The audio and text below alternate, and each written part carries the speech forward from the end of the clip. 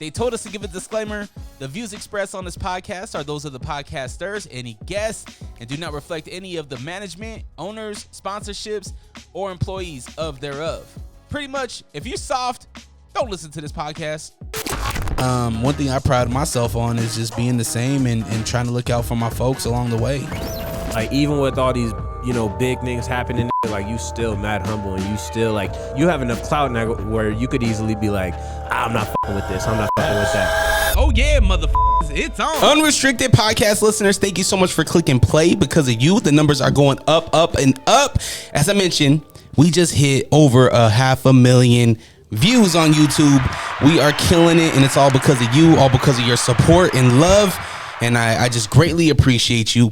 Now, today I brought a guest I was very apprehensive on bringing up here. Somebody that kept bugging me about coming up here. Wow. Facts or lies? I just want to see the studio. No, because I already know her. She would have been like, I just want to see the studio. And then she would have came in, seen the studio. I'm like, let's record something. Put me on the mic. Yeah. Shout out Tyrell Williams, Markel Merritt, Casey Gemini Williams. So I haven't even introduced you yet. Oh. So typically as a guest, you let me introduce you. Okay, my bad. This is a sister that you've heard about on this podcast before, either on Unrestricted or on Isolation 20. My sister, Drea. Now you can, hey, shout out, thank you. Shout out, Casey, Tyrell, Markel, Mia. Whoop, whoop. Oh my gosh. DreRawka. Why did you want to come on this show? I'm interested in doing something different, spending time with my little big brother. It's exciting. I first want to start off by, if you're on the YouTube gang, you might be looking at her white face and you're probably like, well, you guys look nothing alike. Well, we're not blood brother and sister. My dad has been with your mom for a very, very long time. I think I came into your life when I was probably maybe 7, 8, maybe. That's right. And it's weird the way the whole thing happened, where being in Utah, your mom being in Utah, my dad being from here, but actually making a relationship in Portland, Oregon. That's right. Where you had your first son. That's right. Where you there was a lot that you graduated high school from there. You've done a lot out there in Portland. But at the same time, our parents grew up together at West High. Their families grew up together, and even my mom dated, my mom's brothers dated Aunt Sandra. You didn't know this, huh? No. Yes. So there's a lot of family like webbing to where it's like, I don't say stepsister. I don't say, because we've known each other our whole lives pretty much, right.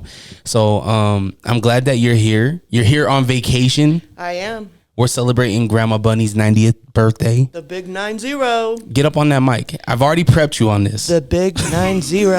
What? So what does that mean to you? Your grandmother, somebody that helped raise you, is turning 90 years old. It's a huge blessing. It's a huge blessing just to see her, see how she's still here, thriving, funny as ever. You seen her yesterday, right? I did. How was that visit? It was amazing. Grandma's got a little bit of dementia, but she knew who I was happy to see me. She's excited for her party. Yeah. Yeah. Actually, we're going to wrap this up. We're going to go down there and party with the family. Shout out to Beads and Rice. She's wearing a Beads and Rice shirt right now because she came in and she's like, it's hot in here. You're from Arizona, so yeah, for it to be hot in here kind of surprises me. I think that it would be feeling cold to you. Well, I am taking shots. Allegedly. Allegedly, right. I told her, she's never done this before. I told her, whatever you say can and you will be used against you in the court of social media. That's right. So watch what you say. I'll try. I want to talk a little bit about your profession. Okay. On the drive here, you mentioned to me that you got Employee of the Year. What is it that you do? I take care of the elderly in assisted living communities. Right now, I'm a med tech on the 3rd floor for people with assisted living again. Don't mention the place, please. I will not. Okay. A lot of them are elderly and sick. Some have behaviors, some have dementia. This isn't hospice though, right? Oh, no. So no. are these people that they're living there just because they need some help? That's right. Or extra eye. Yep. I know all about that. My mother-in-law, Tressa's mom, we had to put her into an assisted living because of her dementia. And so I know a little bit about that. How long have you been doing that? Almost 16 years. That's a long time. I know. What got you into it? Well, when I moved to Arizona, it was time for a change. My sister got me into it. I was scared as hell the first time, like the first couple of weeks, because they're just so fragile, and I'd never seen anybody that elderly before, only my grandparents, and they weren't really elderly. So once I got in there and I just started doing my thing, I just found that we vibe really, really well. Have you always had that in you, like the caring for people? Because I hear the way you talk about your patients, it's more than just going to your 9 to 5. Like you're invested into these people. Oh yeah, it's not even like going to work. It's just hanging out, making sure that they have what they need, make sure they eat, shower, take their medicine. It's nothing. It's so fun. Did you grow into that type of person, or did you already have that in you? Well, I'm not really sure. I was always kind of a bitch when I was growing up, but I think that they taught me some patience, taught me how to be humble, respectful. I think doing this job helped me grow a lot. You say patience, but you didn't have no patience yesterday when you kept needing coffee. I was thirsty. I needed to wake up. Shoot. So you've been there 16 years, been doing this, well, not there at that location, but in this profession for 16 years. You've had people obviously come and go, I'm assuming. Yeah. How do you manage like the stress of, in the heartache of losing somebody that you really invested your time and efforts into? Well, I think in the beginning it was really hard because you really do fall in love with these people. They're just amazing, and they have incredible stories about their life, and some of them are big deals, some of them are World War veterans, some of them are just housewives that raise their kids, and then you see their kids and just how wonderful they are, and you develop a relationship with them, and it's almost like they're your family. So in the very beginning, I had a really hard time with that because I did get close to a lot of people, then they'd pass, and that would just break a little piece of me. Now though, I'm a little bit older, more mature, a little wiser in the game. It's almost a blessing now to see a lot of them when they pass away. Just because you know what their problems are, their medical diagnoses, you can see them, how they are at a certain point, and then they decline, and that's really hard to watch them decline. So like, that's not really who they want to be anymore. It's hard to see people just age. Yeah. I constantly look at my dad and I'm like, damn, like my dad, I mean, you've known my dad like forever, so you know that like he's not, when you see him, you haven't seen him yet. But I saw a picture and I saw all that gray in his beard and I was like, wait a minute. He's gray. He's not as buff and tough as he used to be, but at the same time, he's not as short fused as he used to be. He used to be a hothead on a lot of things, and I think the outlook that you have of like being able to see somebody age, it means like aging is a blessing, right? Sure. There's people out here that don't make it, I mean, look at your nephew PJ, right? Right. He didn't make it. How old was he when he passed? 7 months. 7 months. Yep. And we have people that make it to 100, 90 years old, like grandma. Oh yeah. Aging is a blessing, and sometimes I feel like sometimes we think that it's another year, Well, don't get fooled. Once they have a birthday, they're just like, oh, they're like that. They're like, I've lived my life. I've had a great life.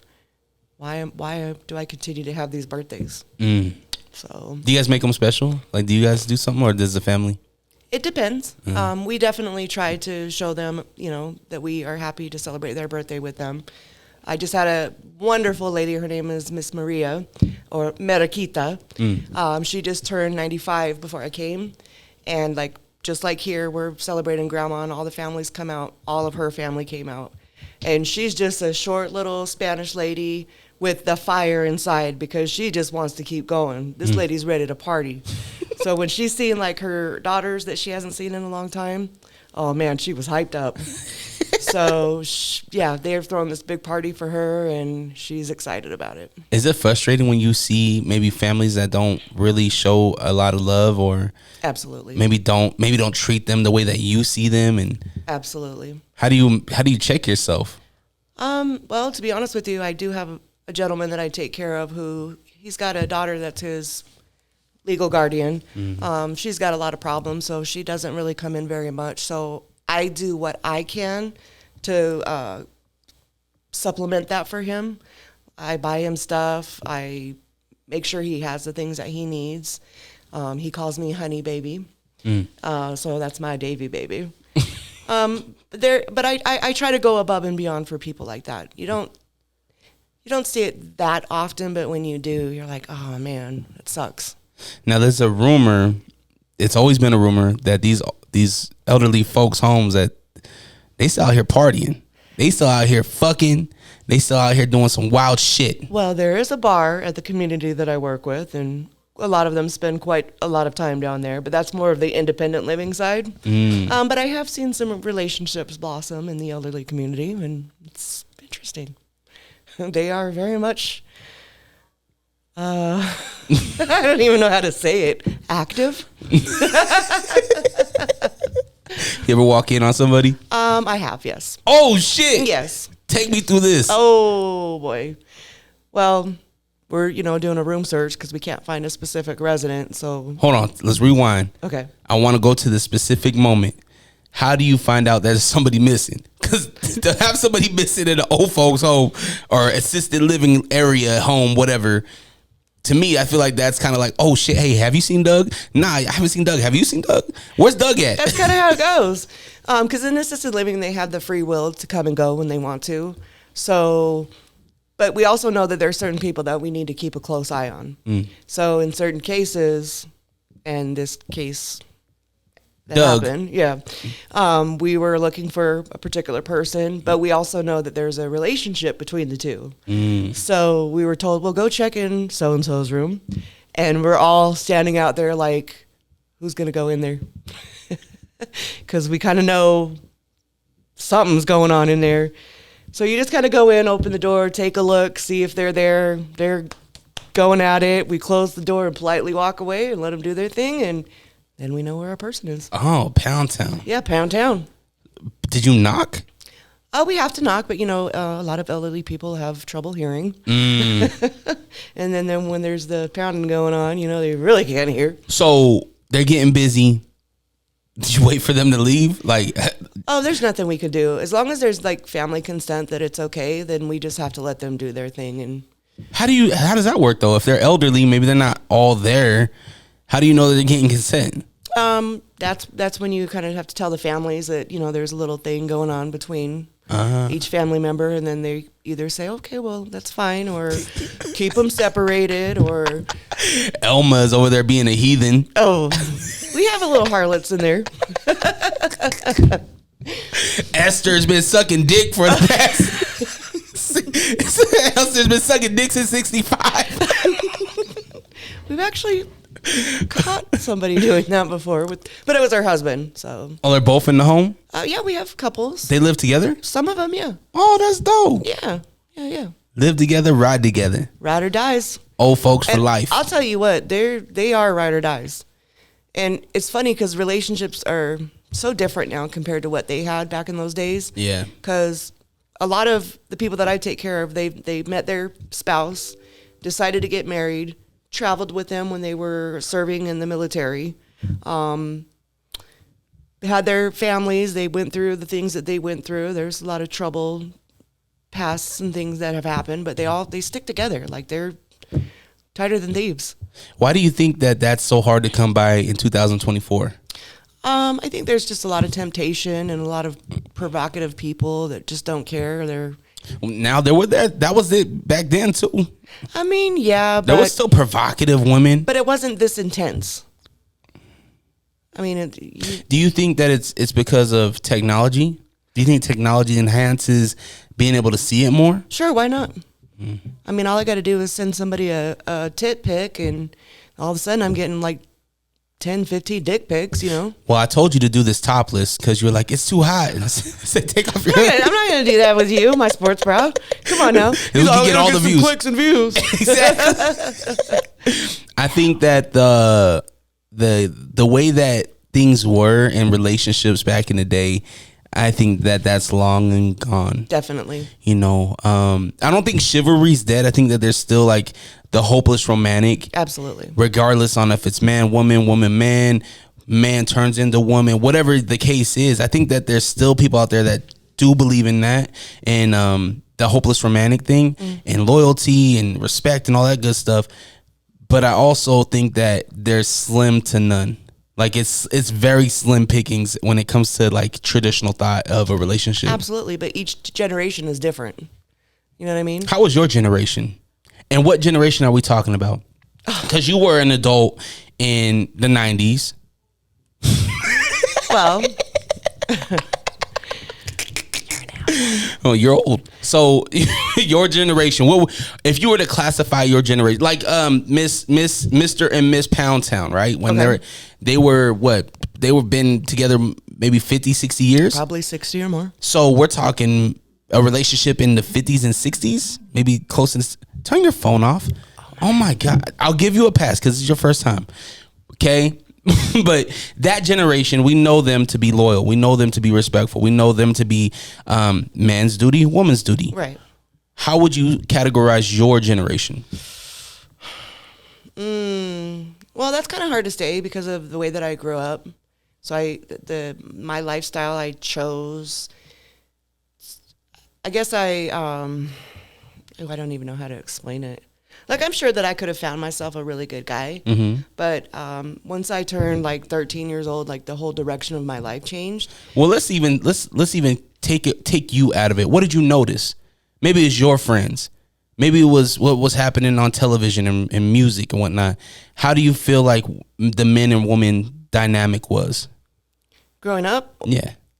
That families stick together. Like, men and women get married and they have a family and they live their lives. And you chose a different route. Well, I mean, that was the dream that I had, but with the relationships that I ended up in, it didn't take me in that direction. That was a whole nother type of life. So, but you have a story, and I'm very hesitant on even going down the path in your story.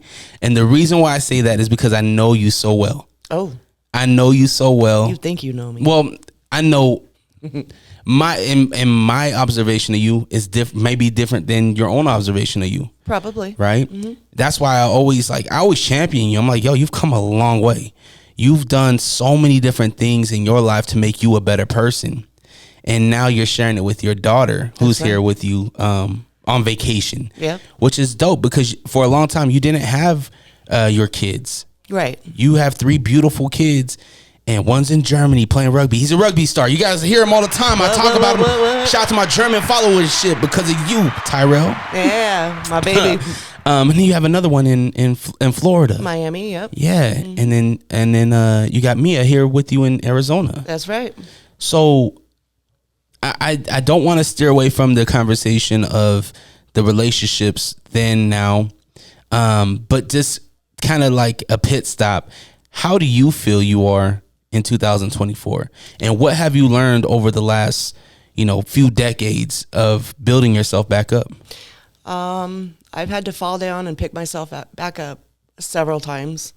I chose to do drugs to forget about a lot of the things that I've went through.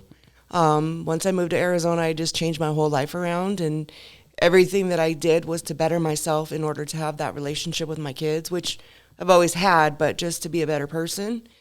Now my she came at the age of 21, which was October 9th, when she turned 22. And having her see who the person that I am now, I really am proud of myself. Like, I like who I am. I like what she sees. I like how people let her know that I'm genuinely the person that she sees. It means everything to me, to be honest with you. It's like I'm ready now. Because back then, I just had so many issues, and I lived one extreme after the next that, in all reality, I really wasn't ready for my kids. I don't want you to overshare and share whatever you want to, but do you remember your introduction to drugs?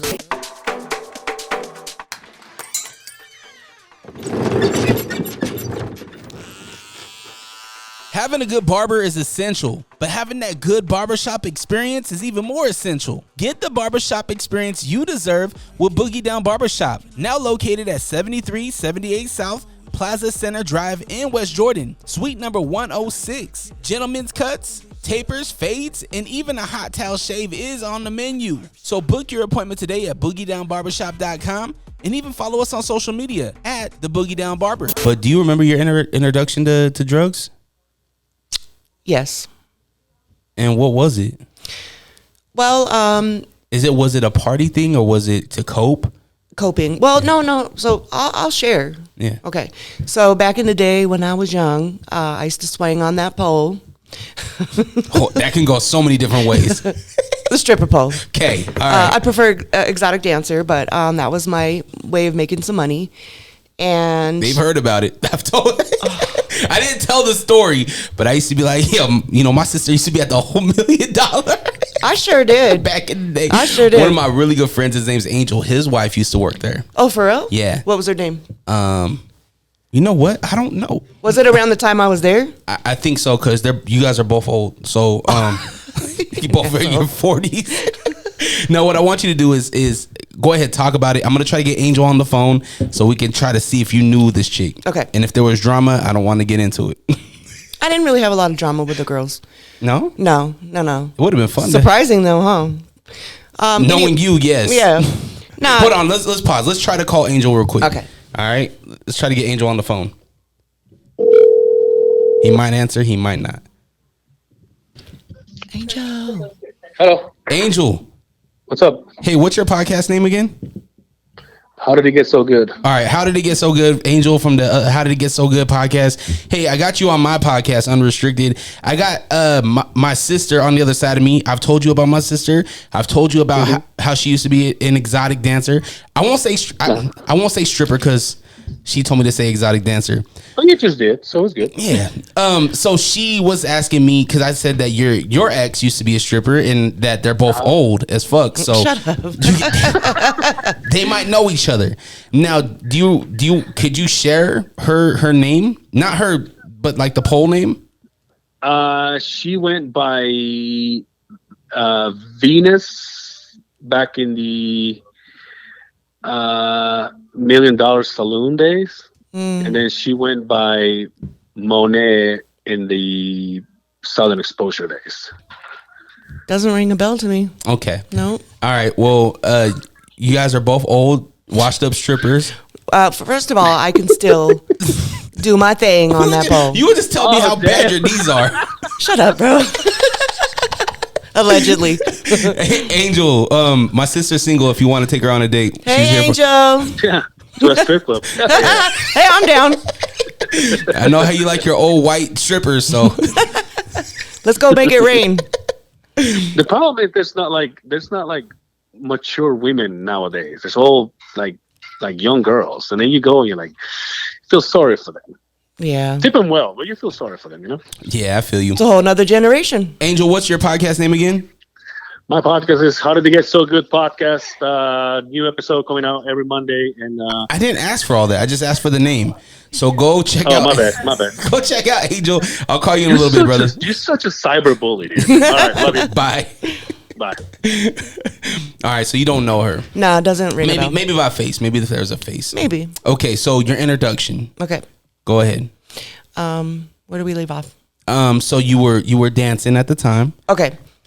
So I was dancing. I started out at Southern in Wendover, and kind of noticed that I'm making decent money, but it's not like the other girls. And I'm watching them, and I'm seeing they're pretty professional. They get on stage, dance, and then go mingle. Didn't see any funny stuff going on, but I just realized that the talking, they were so social with talking and having fun that I'm like, what are you guys doing? Like, school me on how I can get a little bit better at communicating, because I was always really shy. Just put a line in front of me, and I was really anti that for at least a year into my dancing, and then finally one day I just tried it. At what age did you start dancing? Roughly 20. So 20. You weren't even 21 yet. Nope. So 20 years old. Before this, obviously, you've had you've had a rough start at 13. You've had a rough start, but you also graduated early from high school. You're educated. You're a smart girl. Bro, you know why I graduated early.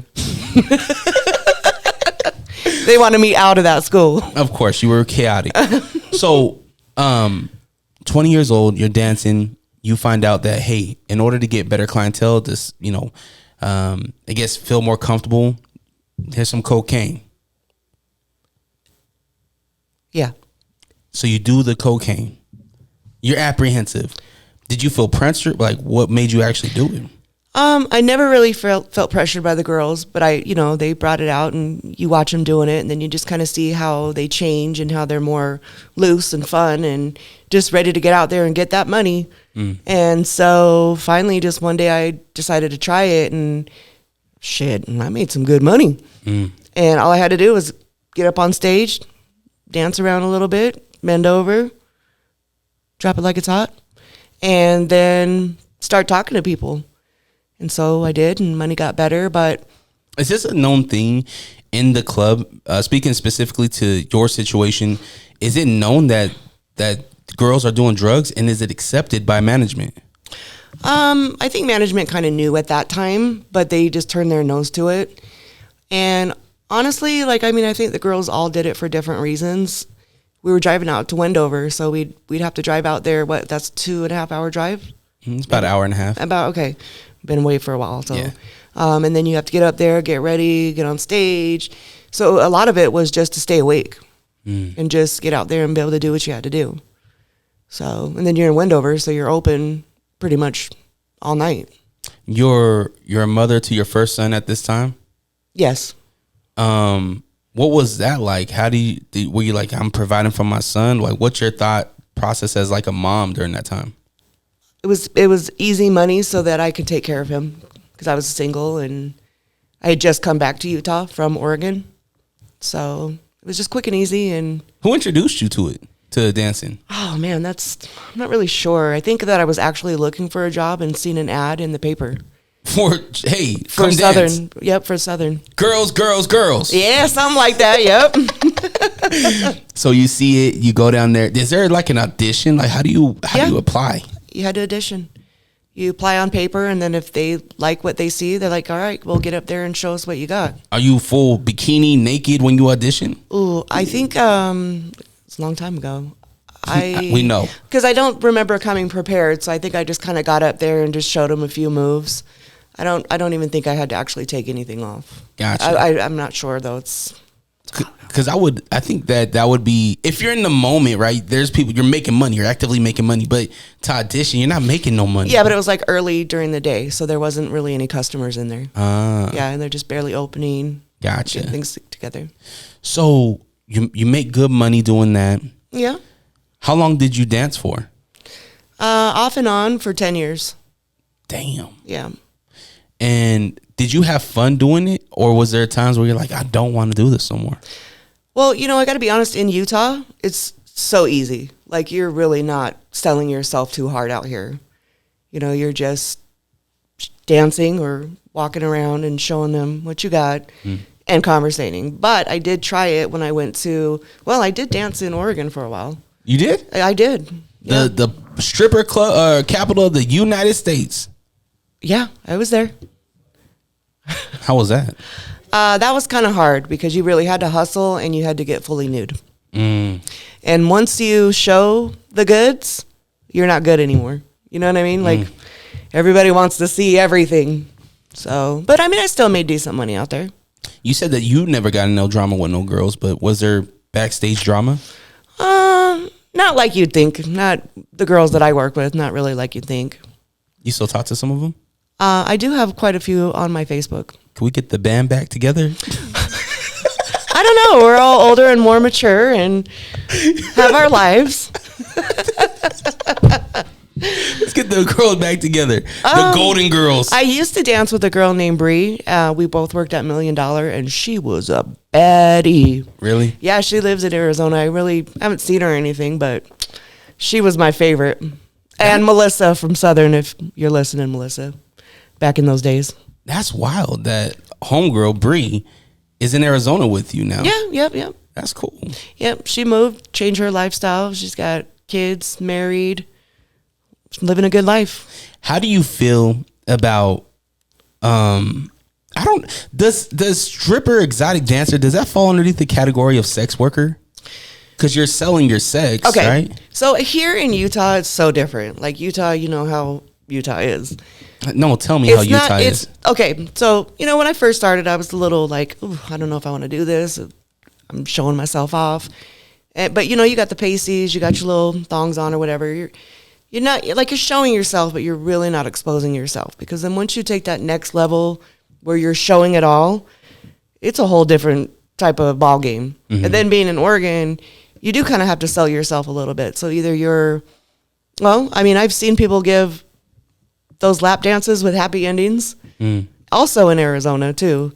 And when I seen that that's what it was about, I was like, I really don't want to do this. So in Oregon, I was just doing like the bare minimum, just making like a little bit of money each night or each time I worked. Yeah. Just to survive for the week. Gotcha. I didn't have to worry about like coming up with a lot of money for rent or anything. I was just trying to get through the weeks. So I did the bare minimum. But in Arizona, I danced for one night and I was just at this, I don't even remember the name of it, but I get up on stage and I'm dancing and I got my little costume on that I would wear out here. But the way that the lights were, it made my costume look like super funny, like the glow lights and stuff. So I just looked all funky out there, you know what I mean? I was really embarrassed when I saw myself, because I think I was a baddie when I was out here. Everybody remembers Mia, little pimp hat, Jesus Christ. I would love to see the outfit. I wish there was cameras back in 1972. Oh, shut the fuck up. 72, my ass. This was in the 90s and 2000s. Matter of fact, I danced at Southern on 1999. Isn't that crazy? That we danced at 1999 from Prince. Are you serious? Hell yeah, we did. Jeez, you're so old. Can I give a shout out to the DJ? Who? Tyler Justice. Well, he ain't around no more, so shout him out. Oh, you don't know who he is? Rest in peace. Nah, for real? To his career, at least. Oh, wow. Nah, he's still tied in my book. I'm just playing. Yep. Shout, what's his name? Justice? Tyler Justice. What's his real name? Tyler Justice. Oh, really? Yep. That's a cool name. And his dad had a little club out here called BJ's for all the teenagers over the weekend. I remember BJ's. Hell yeah. Yep. Good times. So, I was going to ask you, so you got to answer my question. Okay. Does dancing categorize as sex worker? It can. Okay. Now in 2023, 2024, sex workers is the OnlyFans, the internet girls, the cam girls. Because you came in at the top of cam girl era. Now OnlyFans is popping off where these girls are making millions off of not even doing what you guys did. Right? Even showing less. And they're still making millions. What's your thoughts on that? Damn. I should be doing it now. There's a niche for everything. Yeah. Just don't do it at work. Did you hear about the school teacher that started OnlyFans? She was doing pictures inside the classroom. No. Yes. Wow. I mean, it was after school, right? But that turns people on. Exactly. Like everybody has their thing. Yeah. So your thought is get your money. Hell yeah. Do your thing. What would your thoughts be if your daughter took the path you took? I don't think I'd be too happy about that. But my daughter's a lot more mature and was raised a lot better than I was. Mm-hmm. So I definitely see her in a totally different direction. Well, she has a great role model. Somebody that can change her life. Somebody that can still be an adult, but at the same time, like, show her that you can make money and do things honestly. Yep. Being honest, being loyal, being trustworthy. And it's important to have a good role model at home. Definitely. I would freak out if I not end up being an OnlyFans girl. Oh yeah, I wouldn't be happy either. I'd be so disappointed. Yeah. I mean, it's not really bad. I'm not trying to knock anybody for doing that, but you just want better for your family. You know what I mean? The thing for me is that there's gonna be. You are so lucky you missed the internet generation. Definitely. You are so lucky. Definitely. Because if you didn't, there's gonna be people that's gonna tag Mia in your old photos and your old videos and be like, your mom did this, right? Well, she knows where her name came from, and she wasn't too happy about that. What made you name your daughter after your straight stage name? Well, to be honest with you, I loved it. I loved the name. It's a beautiful name. Right. So, that was my alter ego, so you couldn't tell me nothing. And I wanted her to have a beautiful name and to kind of have an alter ego like me, like I'm Mia. So, and plus her dad hated it, so I named her Mia. So you did it to spite him. Yeah. Jesus Christ. Even though you guys gave them, he gave you two beautiful children. Absolutely. I would still keep her name Mia. Yeah. I'd never change it. I love that she knows where her name came from. Yeah. And she's not too happy. How do you come up with a dancing name? For Mia? Yeah. How does the stripper go, I'm gonna be this? Or is it the manager of the club to be like, yo, this should be your kind of your character? Well, I think some girls come in there and they already know who they want to be. For me, I really had no clue what I wanted to be called. So one of the guys that ran the club at that time, he's like, you look like a Mia. And I was like, I do, don't I? Okay, I'll be Mia. And what's the character of Mia? I'm not really a character. I just exotic. I just was very exotic. What does that mean? Different, sexy, like A cheetah. No, but I don't know how to explain it. Shit, I'm old school now.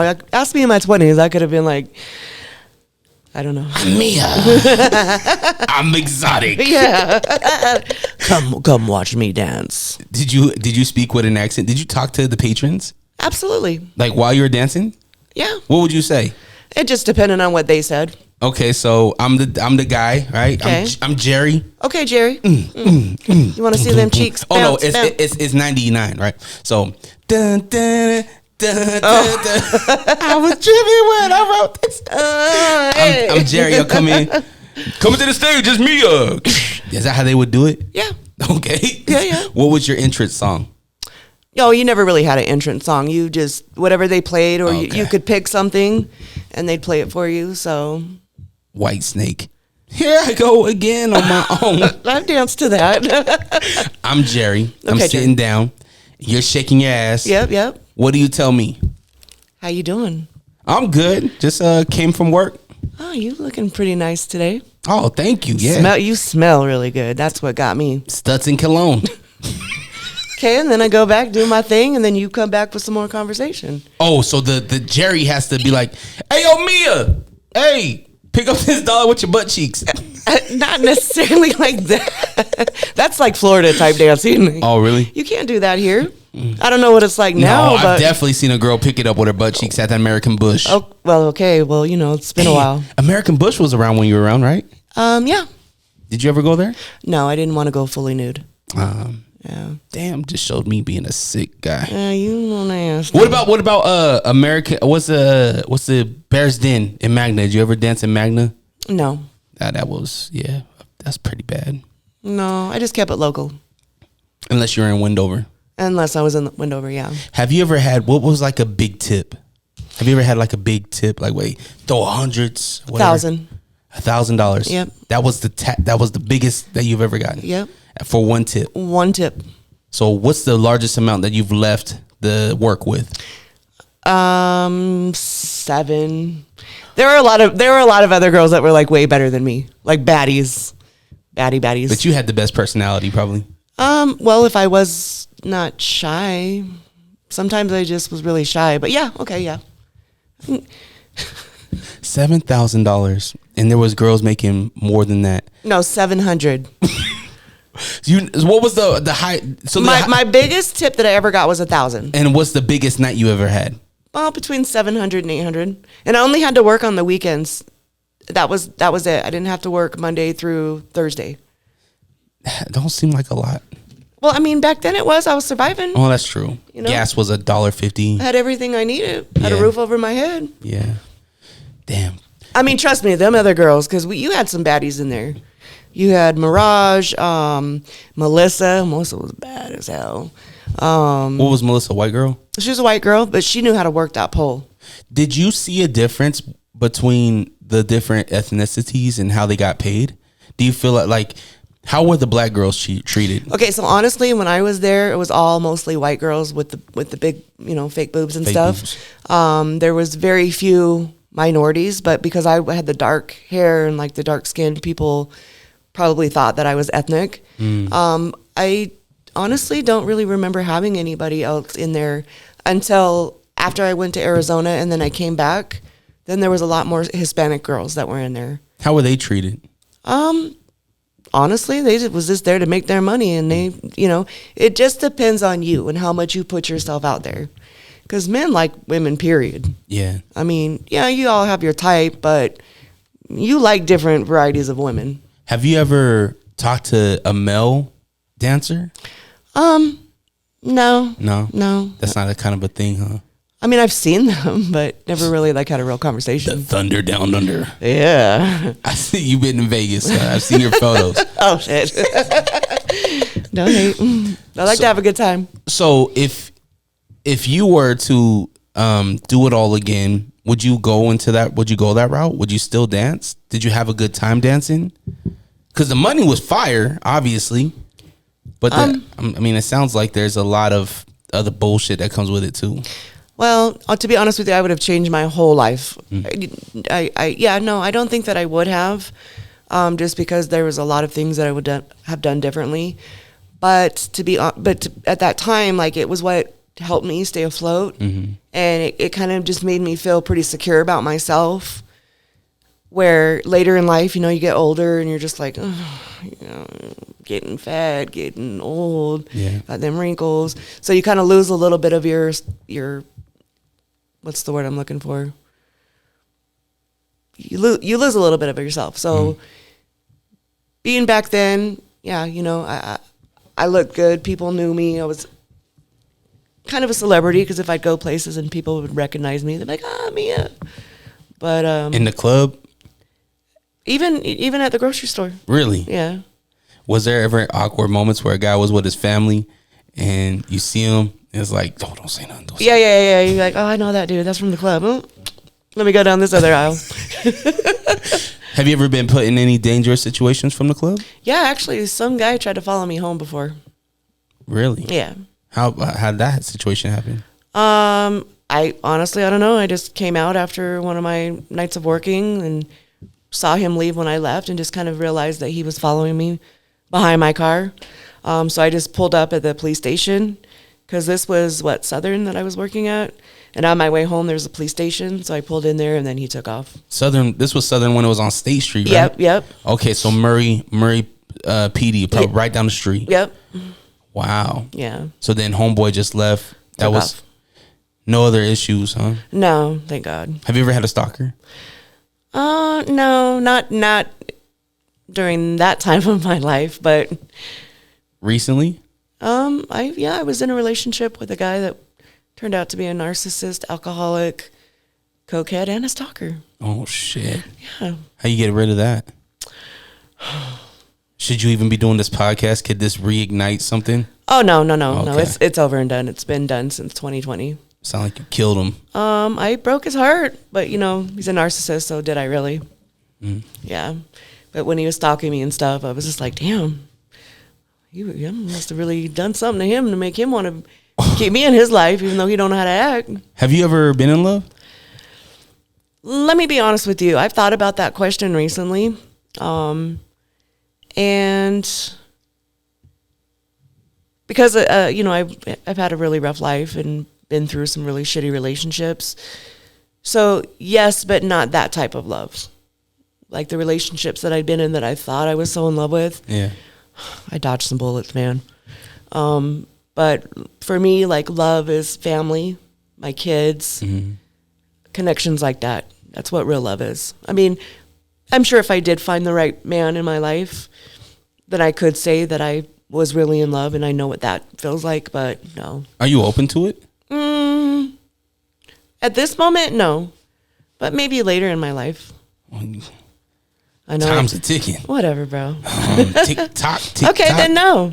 I like being free. I like being able to make my own decisions and not stressed out if I go hang out with my friends that somebody's going to be tripping. And yeah, I could see how a male counterpart would get jealous because you and your friends like to go out, and when you guys drink, you drink. we like to wild out.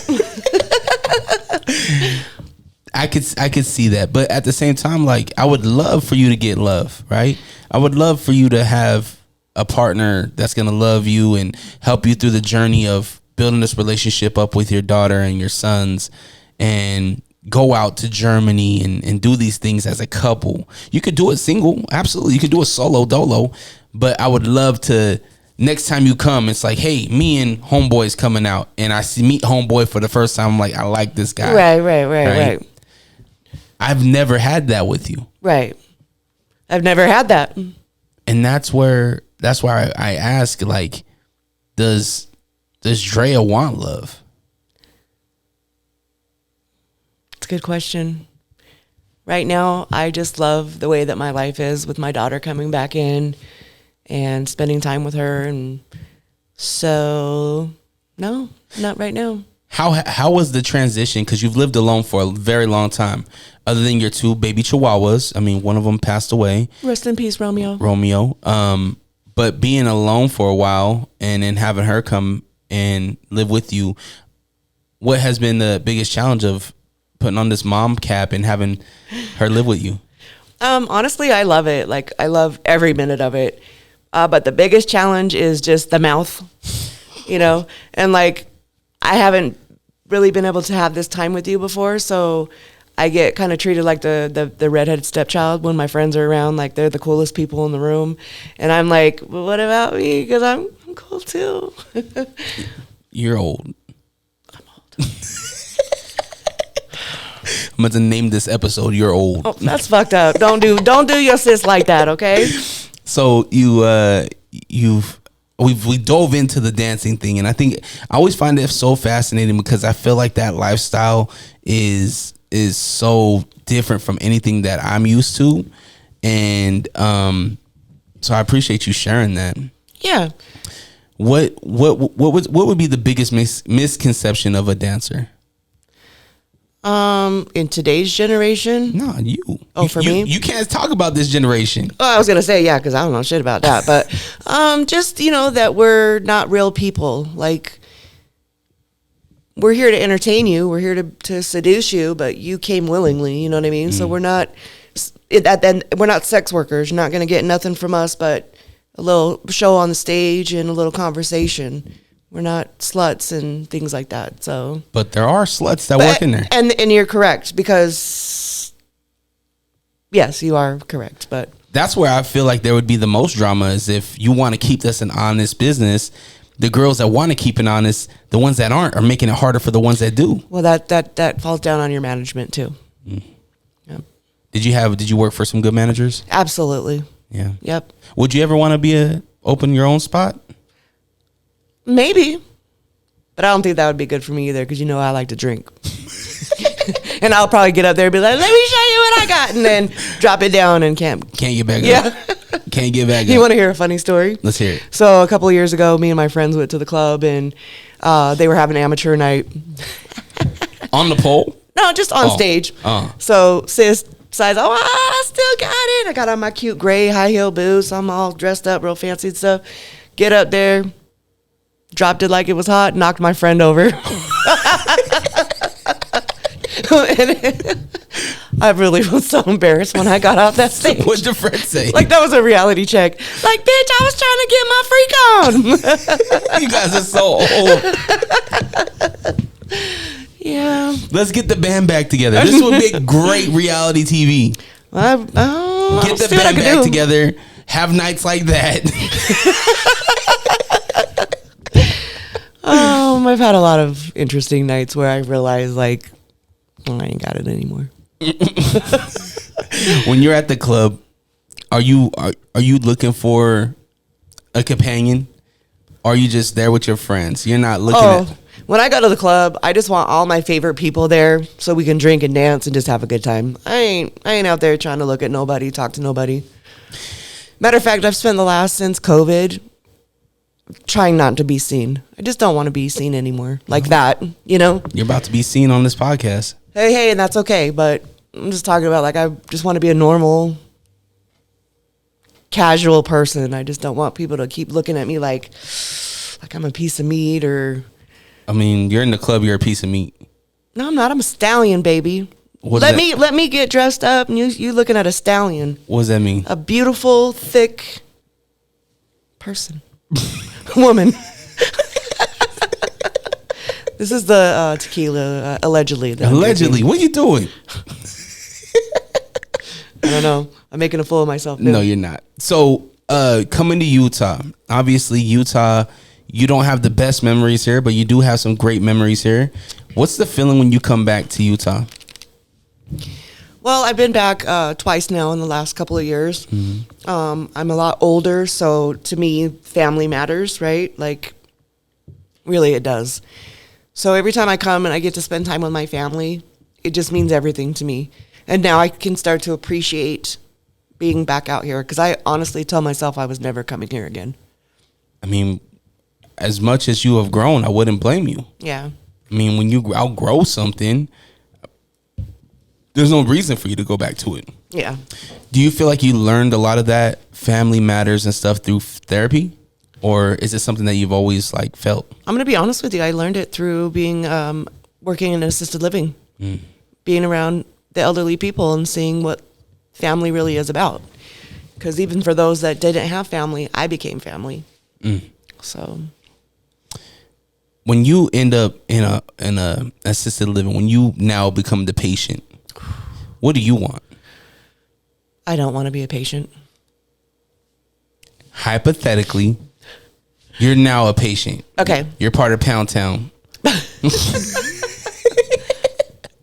What do you want? Do you want your kids to come see you? Do you want them to just live their life and be happy? What do you want? I would really hope that they would come see me on a regular basis. And what's regular look like? At least once a week. I do have some that come almost every day.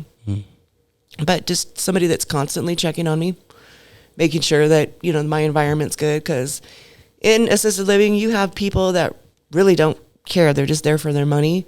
And then you have people that really, really genuinely care. And it's hit or miss sometimes. It would be hard to be in that situation.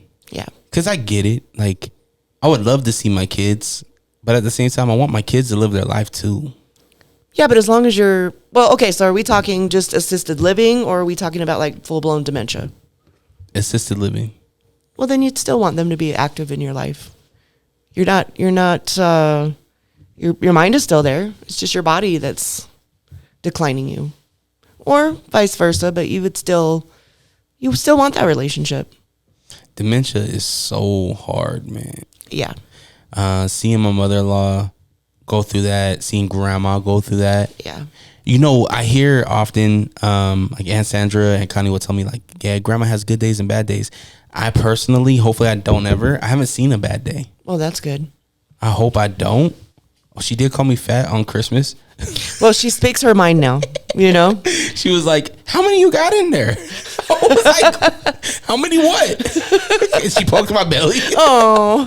Like, Jesus Christ, if you are 90 years old. Well, it's almost like, when you get older, you go backwards. Like, her mind is like a child now. And children are always so very honest. Yeah. And, until they're not, but...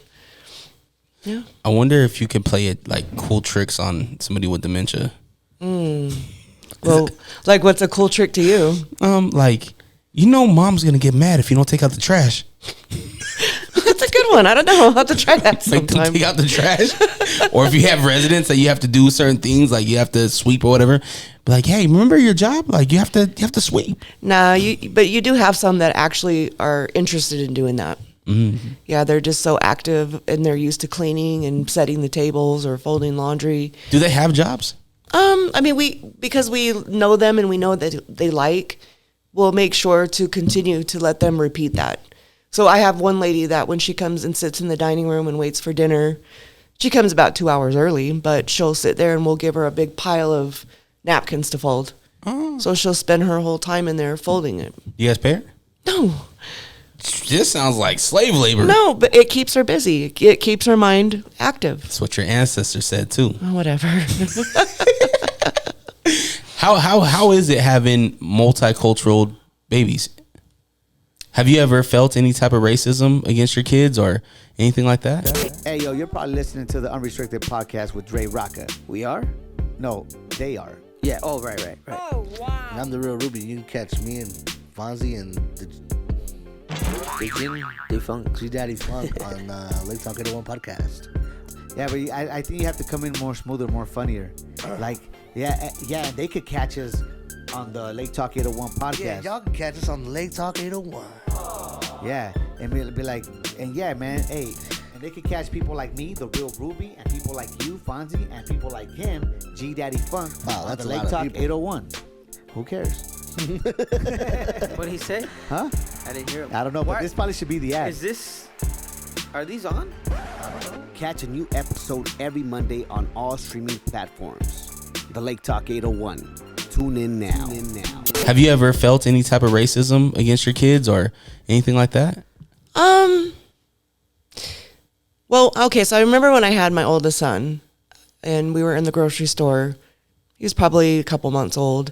And this lady came, she's like, oh, let me see your baby. He's so cute. And, you know, so he had been older because his eyes were just really prominent. He's got like legit tiger eyes. Mm-hmm. And so she was really oohing and out over his eyes. And so then she kind of realized, well, he doesn't look like a normal white baby. So she asked me, like, what's his nationality? So I'm like, oh, he's black and white. And she just kind of gave me that, oh, that's okay. And I'm like, well, what's wrong with that? Because, of course, I'm going to be like, Yeah. what? Rawr. Yeah. She's like, I just think that you're going to regret that someday. And I just thought, bitch, you're crazy. But to be honest with you, now that I'm older and I see all this crazy shit going on in the world, not necessarily regretting that they're mixed or anything, but I see what they go through, what the black culture goes through. And it's pretty tough. It's pretty tough. Growing up in Northeast Portland, in the Villa, it was majority all black. Right. Like you grew up with a lot of black culture. Right. So, having mixed breed kids, you've always been in the black fellas, Right. except you married white. Okay, first of all, I was raised in a black family. My stepdad was black, and we got to spend a lot of time with his side of the family. So, you know, that grew on me. I always wondered, like, if you feel, because for me, my kids, they look white. All of them look white, except Anaya. Anaya got a little darker tone to her. And I was bad. Yeah, she's a little girl. My little pebbles. Oh, man, she's something special. Yeah. But I haven't experienced that yet. I haven't had somebody say those kind of things. But I do get looks when I'm with Tressa and we're in the store or whatever. Even her own family, like when I come around, I had to show them that, like, who I am. I've never changed. I've always been myself. Right. I still crack the same jokes. I'm still going to give you the same personality, and you're going to take me or you're going to leave me. Right. And her family, I feel like, is more open because I hear stories about her grandmother having, you know, prejudice and whatnot. She doesn't have that to me. She tries to kiss me on the mouth. Like, it's for real. Yeah, grandma wants Pound Town. Oh, wow.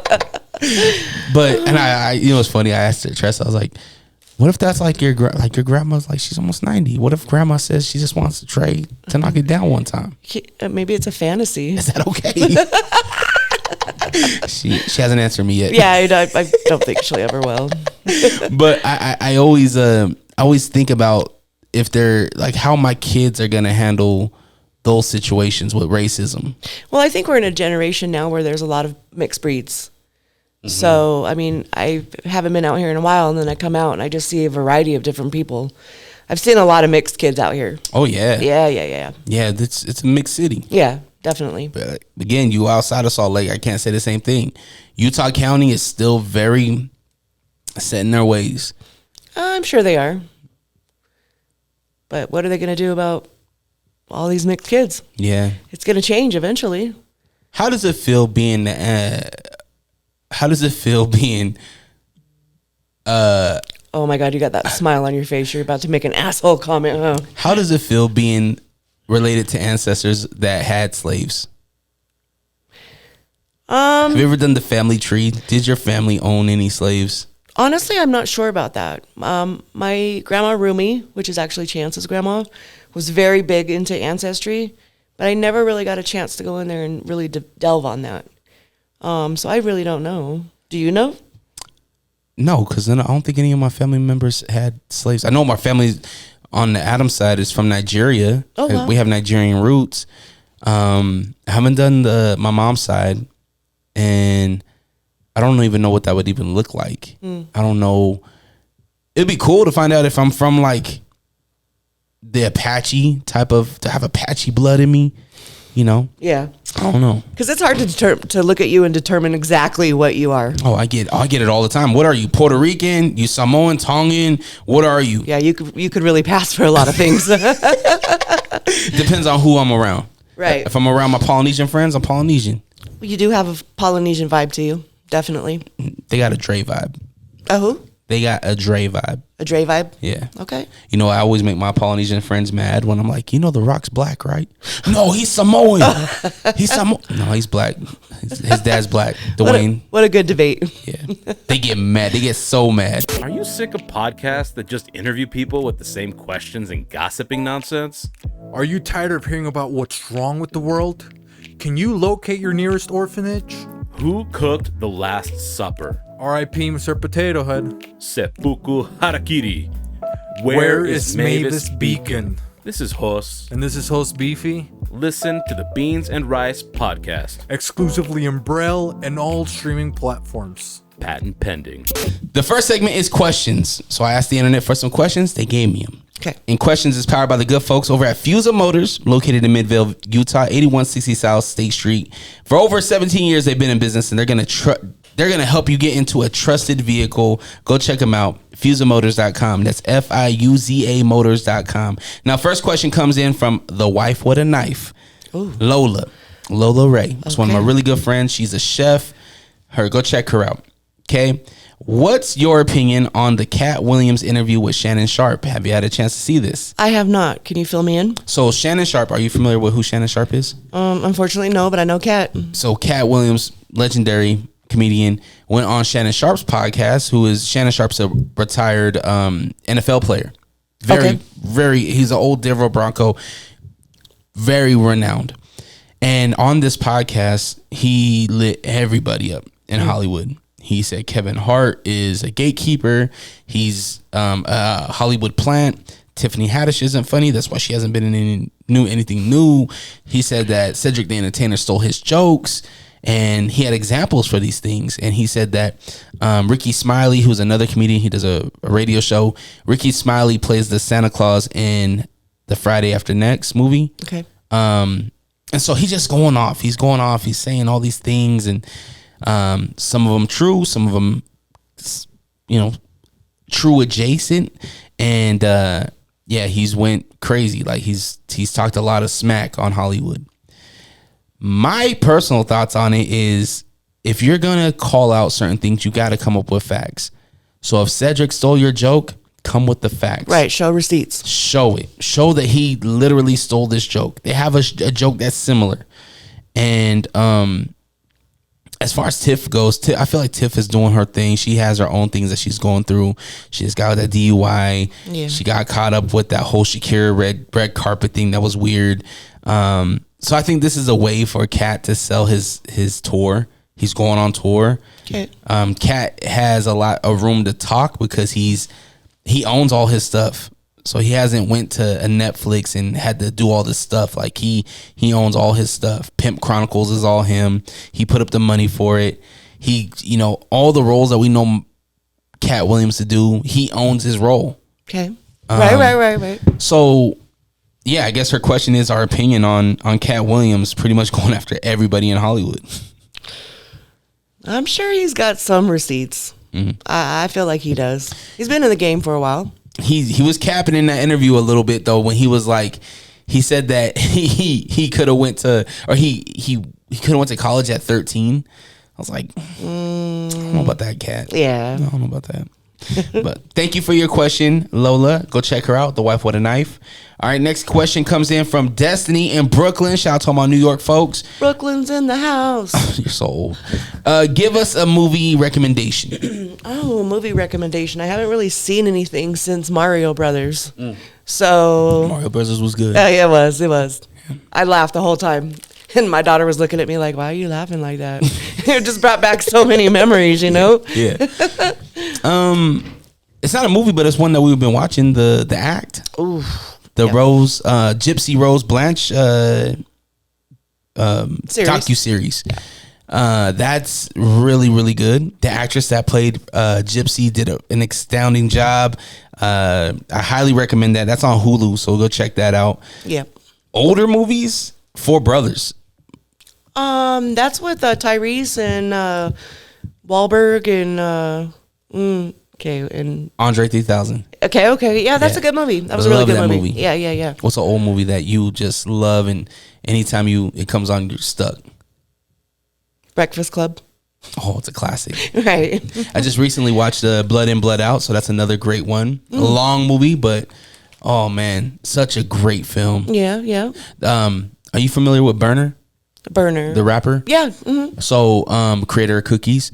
He had Crucito, Popeye, and Magic, the characters from Blood In, Blood Out, on his podcast, and he was saying how he wants to do a Blood In, Blood Out 2.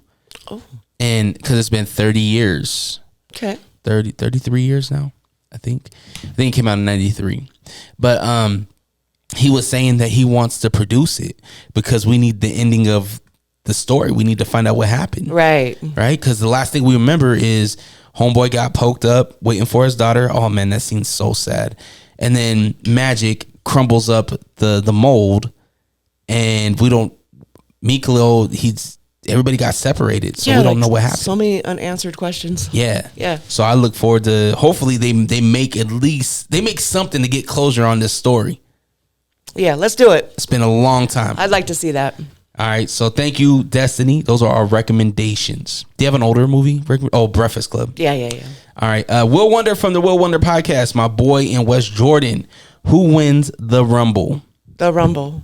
Do you know what the Rumble is? No. Well, I'm from repping Arizona, so. Well, this has nothing to do with region. Okay. Well, this has everything to do with wrestling. Oh. So the Royal Rumble. Oh, I got to get this right because my little nephew, he's going to be watching this. Tay. Oh, he's definitely not watching this episode. Well, maybe the end. Yeah, maybe. Royal Rumble is coming up at the end of this month. Okay. And a few people have announced they're going to be in the Royal Rumble.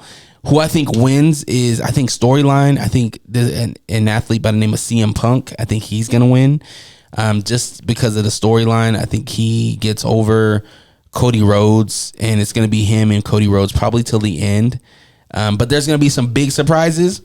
Okay. And I think the biggest surprise that I'm excited to see, my man Braun Strowman, he has to come back. The monster of all monsters, a big, tough, burly dude.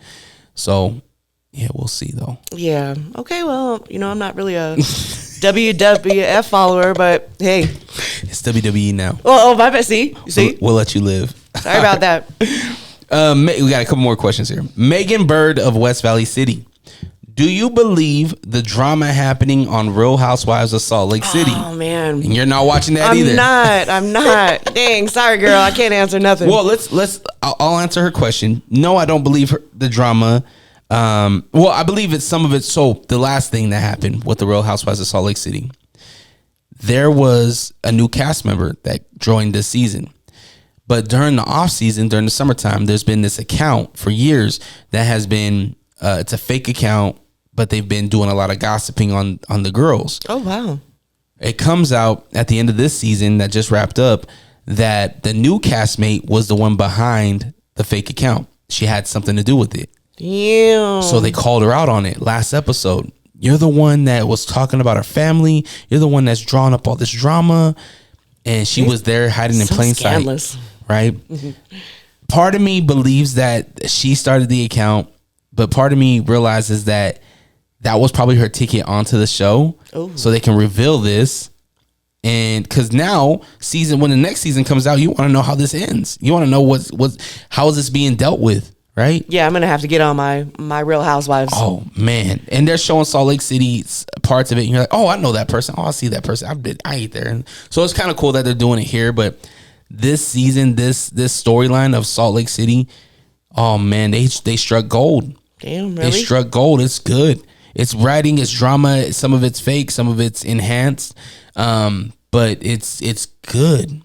And the drama that is real is what makes it good. Right. Like this chick, her name's Jen Shaw. She was in season 1 and 2. That's the one that embezzled all that money, right? Yes. See, that's where I left off. So that's real. She's doing prison time right now. So my thing is that like Bravo's gonna be able to eat off of this story for a while now, because now when she gets out of prison, we got to tell her story, right? Right. How was prison? Right. What did you really steal all this money? You were convicted. You were found guilty. Right. How do you really feel about this? How was prison life? Yeah, exactly. How was prison life for you? I've never been to prison, ass. How was jail? Oh, do we really want to go there? How many times you been to jail? Honestly, just one time. Were you scared? No, because I was just in a holding cell. Oh, you were just in bookings? Yeah. See, okay, so here's the thing. The first time I went to jail, I went for an assault. I beat this bitch's ass. Allegedly. Twice. Where at? What happened? Why? Down the street from where you live, bro. So, okay, this all revolves back to my... Don't say where I live. I'm not. I'm just saying it right down the street. Okay. So this is when me and baby daddy were separated, but he would still come and see the kids whenever he wanted to, because I'm nice like that. So the next door neighbors was this little Spanish family, and I was real cool with the uncle and the dude that lived there, but the mom, she didn't like me. And he kept having some female girl come over there. So this girl was over here telling baby daddy that I'm over there doing drugs between the two houses. So anyway, long story short. Were you? I was dabbling a little bit. So there was some truth to what there she said. There was, absolutely. But bitch, don't be going over there creating problems in my household. You know what I mean? Okay. Like if she would have did it a better way. But anyway, went over there, whooped the shit out of her in the backyard.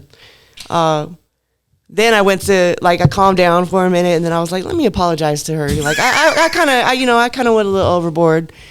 As soon as she came back outside, I just started swinging over the fence. So the mom that lived over there, she didn't like that, so she called the cops on me. Yeah, I knocked that bitch's tooth out, though. Oh my gosh. Did you call her outside to apologize? Yeah. So you called her outside. Hey, well, I called her homeboy, because that was her homeboy. I was like, yeah, tell old girl, I'm sorry. I just shouldn't have done all that. But that was just to get more. Or did you truly in your heart want to apologize? I wanted a little bit more.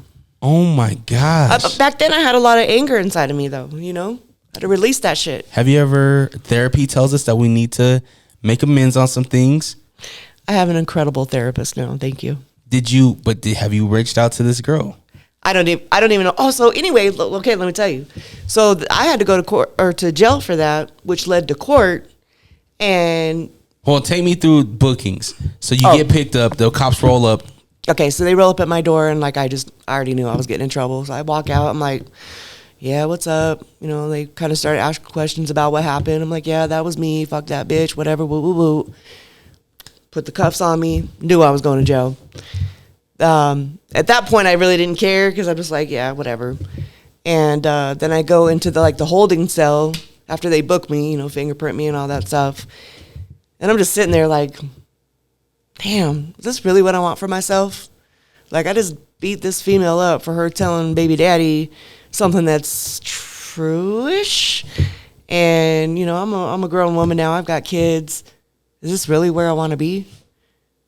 So I just stopped doing shit that got me in trouble like that. So you're in the holding cell. How long are you in holding for? I want to say at least 6 to 8 hours. And you're just waiting to get? Are they booking and release, or on my own recognizance? Oh, okay. Yeah, it's the first time I ever got in trouble. Never have been back since. Was there anybody in there with you in the holding cell? Sure, quite a few. How was that? Did you talk to anybody? Nah, not really. Everybody was just kind of in there tripping about the situation of them being locked up. Or, Yeah. You know. So no, not really. Just spent a lot of time on the phone trying to call people. How were the cops? Were they respectful? Yeah, actually, it was pretty cool. Like they thought it was funny because when old boy was like, "Well, we need the weapon that you used," and I'm like, "What weapon? Like, what are you talking about?" Well, you knocked her whole tooth out, and I was like, "I just punched her in the face." So, and then they all started laughing, and I started laughing, and I'm like, "Oh shit, I got these together still." So what happens afterwards? Did this girl try to sue you? Did she try to get you for money to pay for her tooth? Well, you know, because everybody was doing their drug thing over there. She just kind of ended up just disappearing, like not worrying about it. She's making it hot. She in the beginning it fucked up things for me, but then later on she dropped everything because she never showed up. But that shit bit me in my ass about 10 years later. Because in Arizona, you have to renew your certification and stuff, fingerprint cards and all that stuff. So when I went to renew my fingerprint card, this was my 4th time, that shit popped up on my record. So I had to have my mom go down to the courthouse and, you know, we had them show a paper that showed that they never showed up for court. Oh, wow. Yeah, like we went to court and everything. They never showed up. But then you know how shit gets messed up and falls through the cracks and stuff. So that actually came back and bit me in my ass later. Wow. Yeah. I couldn't renew my license. And then it was funny because when I was trying to get it done, it was the end of December. So it was just before Christmas. My mom went to the courthouse, got all the paperwork sent to me. And I faxed it to this lady. And it was just like crunch time. Like, is she going to get it or is she not? Because in like 2 minutes, this lady's going to cut off and go on vacation. And she ended up getting it. So everything got cleared up real quick and I was able to recertify. Wow. But that almost messed up my money. You know what I mean? Yeah. 10 years later, you're not even thinking about it. Nah. Wow. So Past. take care of all your bullshit. Hell yeah. Hell yeah. No more jail runnings after that. Nah, no. I decided that, you know, that's not the life I want to live. Now, we're in questions. We're in the question segment, but you made me think about another question. There was a time when your first baby's dad, he did time. He did. Were you together during that time? Yes. Did you see him through like the whole prison thing? No. So you moved on. Well, yeah. I mean, hello. Do you not recall why I graduated early? Yeah, of course. Yeah. I always wondered that. I tried to, but then when I realized, so there's a long story here, but you know, it's about another woman. When she showed me the letters that he was writing her there, and they literally, word for word, were the exact same letters with just different names on top of it, I was like, girl, you know what? You can have him. I'm done. Wow. And then she ended up marrying him and having, 4 or 5 kids? Yeah. Yeah. You know the crazy thing even about that, about your first child's dad, is that my dad coached him in basketball. I've known him since I was 4 years old. Ain't that crazy? Yeah. That's nuts. Yeah. All right, next question. I think we answered yours. We'll wonder. CM Punk wins the Royal Rumble. All right. Next question comes in from, oh no, that was Megan. Real Housewives of Salt Lake. My bad. Okay, last question comes from All Sports Mouth Guards and Sandy. Salute to All Sports Mouth Guards. What's your dream vacation destination? Ooh. You know, I just like to be somewhere tropical, clear, beautiful water, cocktails, beaches. I used to love to go to Florida because that's where I would spend all my vacation time. I just didn't really get to experience like that part of it because I was visiting like family and stuff. Yeah. But somewhere tropical, but out of the country. Yeah, I'm done with being out here. Turks and Caicos or something. What's that? I think it's Mexico. I think. Where? Turks and Caicos. That's an actual place in Mexico? Yeah, I think so. Never heard of it. Barbados. That's more of like that would be cool. Yeah. I would love to go to Ireland. Yeah? Yeah. The greenery in Ireland. I would love to go check out where Jameson was created and Guinness and the rich history of the Irish. So you're just going for like the history and the scenery. Yeah. I'm going to party and have fun. I'm a party girl. Yeah, you are. Jeez, I wonder when that's gonna stop. Your old ass. Never. I never stop. Ask my friend Casey. We gonna ride that bitch till the wheels fall off. All right. Yeah. All right, let's jump into P or not P. I'm a player, man. I'm a pimp, and I don't have to deal with you. Got your shirt on backwards. Player. Players, fuck up. P or not P? That is the question. Now, P or not P is powered by a bar named Sue. You can catch live music, sports events, and even UFC pay-per-views. We got one coming up January 20th, UFC 297. I'll be there DJing 8136 South State Street in Midville. Come on out, abarnamesue.com. Okay, so P or not P. Okay. So back in the day, the kids used to say keeping it player. Okay. It's a player move, but now the kids are saying pushing P. Right? Same concept. So I'm going to give you a situation and you have to tell me if it's P or not P, meaning it's cool or not cool. Okay. Okay? Okay, let's do it. Saying you're with the band to get in for free. Cool. Have you ever done that? Yo, I'm with so-and-so. Well, I have been with so-and-so, so yeah. Who? It's been a long time. Have you ever dated any celebrities? No. Have you ever, like, met any celebrities? I have. Do you want to know Who? Genuine? Puff Daddy. Oh, no. Yeah. Do you have a story about Puff Daddy? I do actually. It's kind of funny. Not like the new stories that are coming out, but it could have turned into that. No, let's do that again. Do you have a story about Puff Daddy? I do. Boom, that's the clip. I'm just gonna put that. Okay, what's your story about Puff Daddy? Okay, so we knew that they were in Oregon, so we went out there because it was going to be Mace 112, Puff Daddy, and Little Kim. So we knew they were out there going to go to the Nike factory outlet. Me, Melissa, I think Kimberly was with me at that time. Oh, Lord. I know. So we go up there, we see Puff walking in there, we're like, oh shit, because we young, cute, and all that stuff. What year is this? Like 97, 98? Yeah, somewhere around there, yeah, because Ty was born in 94, so yeah. Hot. Diddy's hot. Bad He Boy was. is hot This right is now. when everything first came out. Like Yeah. you couldn't tell nobody nothing about music because that shit was life, right? Yeah. So we knew we was going to that concert. It was going to be in Seattle. So we going in there trying to like pregame type thing, get in there and meet all the celebs. And he comes walking by us and I got starstruck, man. Like over him. And now that I think about it, I'm like, oh wow, that was crazy. That's stupid as hell. But he walks towards me and I'm like, Puff Daddy, can I get your autograph for my son? What do you say? Take that. Nah, he gave it to me. He actually gave it to me. He was pretty cool. And you lost it. Somewhere in the shuffle, yeah. But I had it. Damn. Yep. Yeah, and then after the concert, we met Mace and 112. Then Mace, 112, oof, panty droppers. Yeah. However, we went up to the hotel to kick it with them, and they had ulterior motives, so... What do you expect? Out of the four of us, only one person stayed. Kim. Why? No. Bro, you wouldn't believe who it was. Who? Destiny. No. Oh, no. Well, actually, I do believe it. I walked in on her. Damn. Pound Town. Pound Town. And she a little friggin' too, so. Oh, in the basement. I'm talking too much right now.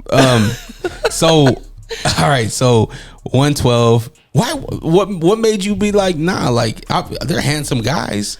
I don't know. It just didn't feel right. Like, that's not who I am. Yeah. You know what I mean? Like, I'm just not one for a one night stand or like to be a groupie or anything like that. Gotcha. So I was like, because there was one, I can't remember his name, but that motherfucker was fine. I'm like, But then when like it got real, I was like, yeah, no, let's go.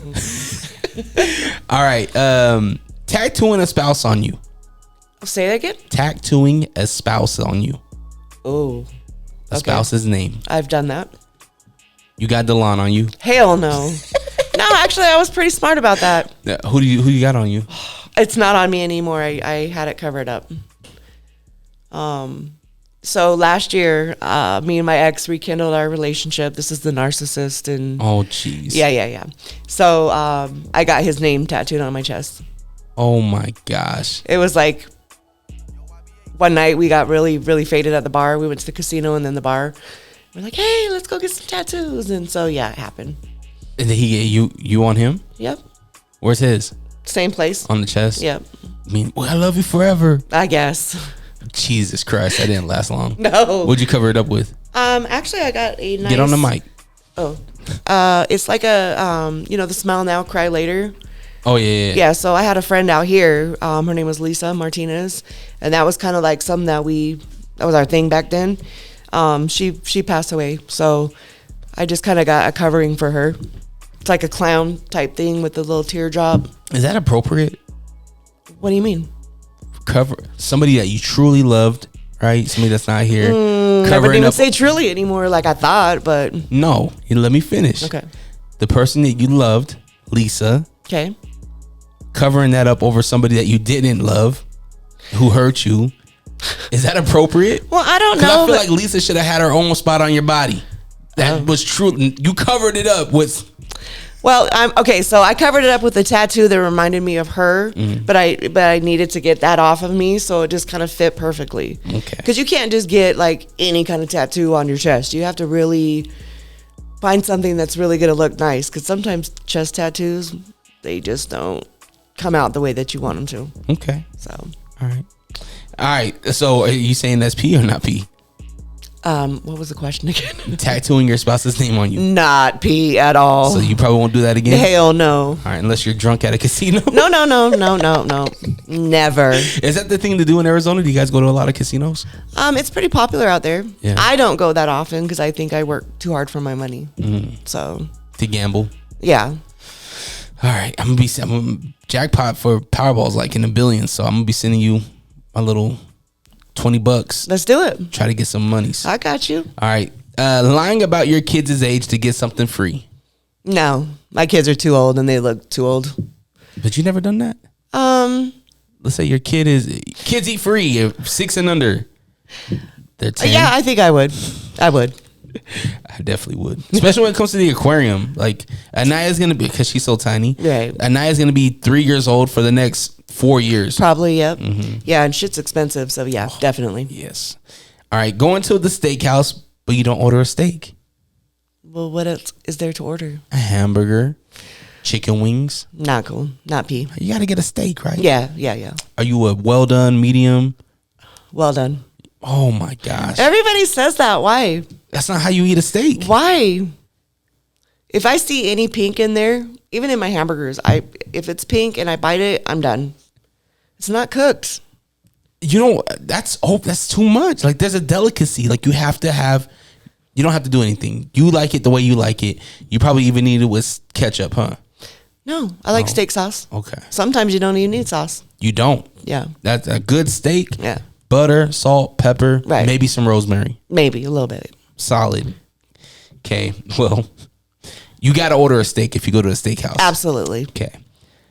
All right. This one's personal. Clogging the toilet and leaving your brother to clean it. Pee! Motherfucker. Hell yeah, I fart all the time in front of him and he gets embarrassed. Don't get embarrassed. It's disgusting. Oh, really? You really disgust you like that? I don't fart in front of you. You don't have to, but like there's more room on the outside than there is on the in. For who? For everybody. No. You know how much food I ate yesterday, and every time I farted, I just felt so much better. So nasty. That's why I puffed it and give you nothing. Thank God. All right. Going to a sports game, but not wearing the team's apparel. Not P. You got to dress up, right? Yeah. Like yeah. your son. You got to represent. Your son's a star rugby player. Yes. You got to wear his jersey or something, right? Absolutely. From head to toe. There you go. Yeah. All right. A couple more here. Using your spouse's toothbrush. Hell no. That's disgusting. Gross. This coming from the fart machine. It's farting. It's not putting anything in my mouth. Ew. All right. Getting married by a Las Vegas impersonator or Elvis impersonator. P. Go ahead. How'd you get married the first time? Oh, you want to bring that up? The courts. Me and grandma and him and his mom went to the court. And you were married. Were you married longer than Britney Spears? I was married for 1 month. It's called an annulment. How'd you know this guy? Actually, I met him through my brother. They played baseball together. And this was the first white guy you ever been with? He wasn't white, thank you. First of all, What was he? African American. Oh, was he? Yeah. Oh. Yeah. So what made you get married? Like what how did he propose? Okay, so again, I was really young, and it was just really a lot of sexual attraction. Sex was so good, made you want to get married. So how did he propose? He's like, let's get married, and I'm like, fuck it, let's do it. Dang, he didn't get down on one knee or anything? Nah, it wasn't romantic. No. I'm trying to find at what point in your life have you had any romance? Oh, bro, I guess I really haven't. Somebody needs to sweep you off your feet. You need some romantic, like, Lifetime storybook. Yeah, I need a happy ending. Jesus Christ. So how did you get divorced? Okay, so interesting, right? So we'd been together for A month? 7 months and decided to get married, and it was all fine and good. We moved in together, and all of a sudden, like overnight, he got really possessive. It was like he didn't want me to wear certain clothes. I couldn't wear makeup. He would get really upset if I would leave the house, and my sister had just had my nephew. So even when I would go over there to see him, like, he was questioning where I was going and what time I was coming back, and I wasn't used to that. Were you dancing at the time? Yeah, yep. And that became a problem too. And that's when I was going to Wendover. So I was really young. So he was possessive. Yeah, yep. And then you were like, I need out. I was like, yeah, I don't know what the hell I just did, but I'm gone. Was he for it, or was he like, no, like, let's try to work it out? I didn't even give him the opportunity to fix anything. I just had my brother go in there, pack up my shit, and I had went to Portland. Went back to Oregon for a while. Wow. Yeah. I don't know the guy, but I could see him being possessive. Your wife is a dancer. But you met me like that. Like, you knew that's what I was doing. Maybe you could change. Of course, but like overnight. I mean, over a month. It wasn't even a month. It was like literally overnight. So, I mean, give me a second to make some changes. Give me the opportunity to be a wifey. You should have played the long game, brother. What's that? Just wait it out. No, I was good. I at that point, I don't like to be controlled. I feel you. You're not going to tell me what I can and cannot do. Do you know who I was back then? Mia. Yeah. All right. Okay, last one here. Owning a bird. P. I'd be P. Would you own a bird? Not me personally, but I do have a friend back in Arizona that has like a aviary of birds. Oh shit. She loves them. Yep. Oh. But they poop a lot. You have to. That's a lot of maintaining and stuff. Yeah. And it piles up. Yeah. Ooh. Yeah. It's just like being on your windshield, but just like all over the cage and shit. Yeah. And don't let them stand up and then splurt out the other side on against the wall. Yeah, that's all bad. Yeah, no, I'm good. Yeah. I'm good. I would own an owl. Really? Hell yeah. I mean, they're beautiful and all that. Like, what would you do to take care of it? If I can afford an owl, I would have a big ass place for it. It would have room to fly. Like, it would. Like, I would want a loyal bird. I would want a bird where I can just let it go, and then it comes back in the back porch, and it'll come when it wants. Have you done your research on owls? No. Are they loyal? Like, how do you know? Mine would be. How? But how, like, how do you know? I would know. I would raise it right. Right. How do you raise an owl? I don't know. Especially if you haven't done any research at all. Raise it like my kids. Just figure it out. Figure it out. Okay. Yeah. And the better you treat them, the better. You know, they'll stay around.